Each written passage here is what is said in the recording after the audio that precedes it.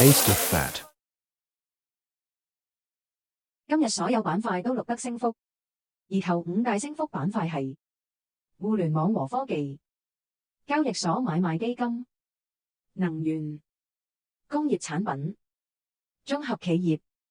如果再細分行業嘅表現，喺115個行業裏面，上升有94個行業，當中大成交有32個行業，中等成交有33個行業。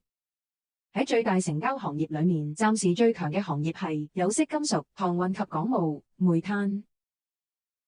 喺中等成交行業裏面，暫時最強嘅行業係貴金屬、公用運輸、航空服務。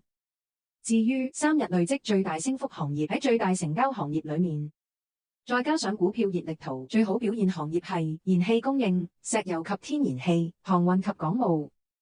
喺中等成交行業裏面，最好表現行業係航空服務、超市百貨商城、教育。14個大板塊股票強弱比較，以下每一幅板塊熱力圖嘅最左邊一行代表股票強弱，排喺最下面最藍色嘅方格代表股票最強。綜合企業、基建、金融服務、電信、地產建築、醫藥、互聯網和科技、消費服務、消費商品、工業產品、能源、運輸、資源、交易所買賣基金。最大升幅板塊係能源，相關行業有石油及天然氣、煤炭。第二大升幅板塊係互聯網和科技，相關行業有遊戲、資訊科技器材、雲端服務、軟件開發、電子商貿、線上媒體。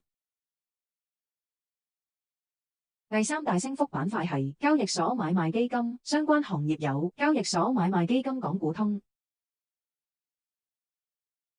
第四大升幅板塊係消費服務，相關行業有超市百貨商城、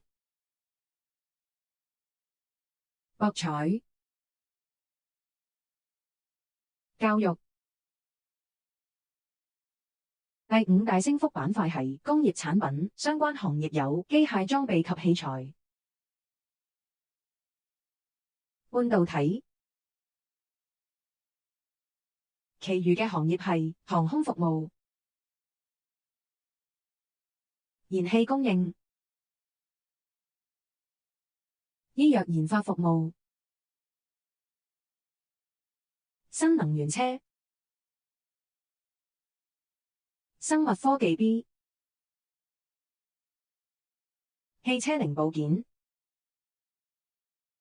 Taste of Fat 第二部分行業板塊表現已經完結，第三部分為今日股票表現，會總結出50大成交、恒指成分股表現、頭50大最大升幅股票同埋強勢股票。如果有興趣，歡迎繼續收看。